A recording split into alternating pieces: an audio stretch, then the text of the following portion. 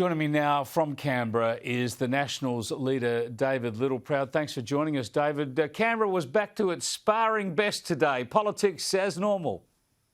Yeah, mate, look, back to the theatre, but some probing questions and the first revelation of a broken promise today when Labor have backtracked and said now your electricity bills won't go back $275. That's the first broken promise on the first day of Parliament. This is what you've got to expect from this government. They made a lot of promises, put out a lot of shiny toys during the campaign, and now they're starting to backtrack as quick as they made them. Yeah, I'll have a bit of a chat later in the program about these economic issues, because the other one, another central promise from Labor during the campaign, is that they would increase real wages. They said wages will always be higher under Labor, and that means real wage increases higher than inflation. And the Treasurer, Jim Chalmers, admitted today that won't be happening. Well, again, managing expectations and trying to backtrack from what they promised the Australian people. And they're adding to it by getting rid of the ABCC. That's going to put real inflationary pressures. If you look at what's driven inflation in these figures that are released today is around construction costs. And you're going to have unions that will control construction sites that are going to drive up the price, slow down the productivity, not only in the commercial sector, but also in the public sector. And you're going to have to pay for it. Someone has to pay for this. And unfortunately, they're making policy changes that go to the very heart of inflation. And it's also with respect to Labor. They've taken away farmers' ability to be able to get an agricultural workforce by canning the ag visa. Inflation again in figures today.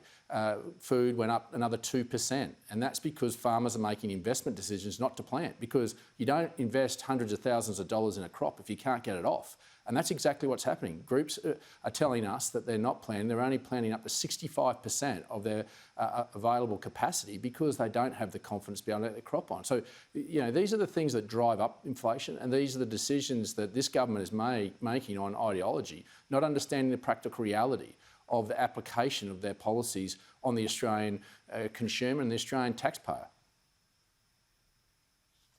Now, you're right when you say Labor's got a problem when it comes to managing expectations. They promised that they would reduce power prices, and they're going up. And as I mentioned, they promised they'd lift real wages too, and that isn't going to happen. But Labor does have a point, of course, when they say that this hasn't happened in the last 9 weeks. This has obviously been some time coming. Here's the Treasurer, Jim Chalmers, today. These are confronting numbers when it comes to the cost of living pressures that Australians in every corner of our country are feeling. Inflation is high and rising. It will get tougher before it starts to ease. The reality is that this quarterly outcome doesn't yet include the electricity price spike that came in July. Yeah, David Littleproud, power prices increases yet to come into those inflation figures. So, I mean, obviously this has been a building pressure in the economy from when you were still in government. How do they fix it?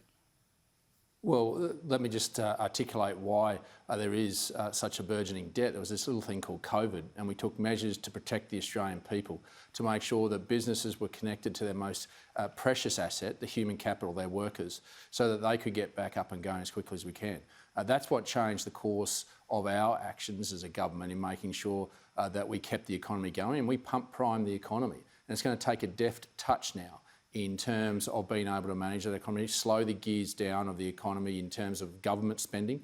And this will be a real test of this government, particularly when you get to the budget in October, is to make sure that the money they're spending goes to the very core and the essence of growing the economy at a pace that's responsible, but continue to keep unemployment where we got it to as best we can. And that's about making sure that we're not spending money on pink bats and school halls, but on infrastructure that will help grow the pie, will not only create jobs in building it, but in operating it. And you've then got to have the levers around making sure you have the people around migration, because you know, they're talking a lot about skills, but that's a medium-term response to this. We need people on the ground now. It's a constraint to our economy. And so this is where a deft touch is going to come into play, and they're going to have to work very closely with the RBA around how they manage monetary policy while they're doing it. And there's reports today, I see that the US is having greater concerns around a recession So this is going to be a real test of this government, and that's why the budget, we're going to be very, very mindful of exactly what they're spending it on. It sure is going to be a test. Another big test is going to be energy and climate policy. And Chris Bowen introduced their climate bill today to bring in a 43% emissions reduction target for 2030. What's going to happen when you get Liberals crossing the floor, though? Reports that Bridget Archer in the lower house, perhaps Senator Andrew Bragg, maybe others in the Senate, might cross the floor and actually vote for Labor's climate bill. What's your view of those ructions? Well, I'll leave that for the Liberal Party. The Nationals will take our position, and I don't think there's been any change to that. We won't support this. We're not against reducing emissions. We're just saying you don't need the big hand of government to do it. You don't need to legislate it. And in fact, what they're legislating will be a cost of living increase for every Australian, because they're putting in a safeguards mechanism, extending that to even the last 2 oil refiners in this country. So if you think your petrol price is expensive now, just wait until this legislation passes and those refiners, along with a lot of these. But you must get sick. Sorry to interrupt, David Littleproud, but as Nationals leader, you must get sick and tired of these Green Liberals creating division on this issue and constantly wanting to be, I don't know, Turnbull lights or out-green the Labor Party. Oh, look, I don't think it's wise for someone in the National Party to give advice to the Liberal Party, because I know if it's given to us, we'd tell you to take a running jump. In fact, we'll take great umbrage to that. So I'll stick to my knitting and to my team and making sure that we have a cogent argument around where we are. We believe, that we can't put all our energy eggs in one basket, and this is the thing that we're very concerned about. We're all for reducing emissions, but someone's got to tell us how we get there and who pays for it. We think that you need to have a good energy mix, and that should also be around exploring the new technologies that are emerging, like small-scale modular nuclear. I asked for an energy summit, wrote to the Prime Minister as a first act in what he said was going to be a more inclusive and kinder debate that he was going to create around a whole range of issues, and I was rejected. And all I want to do was to say, let's look over all the options, let's peek over the Pacific, see what's happening there. We're going to spend billions of dollars on hydrogen.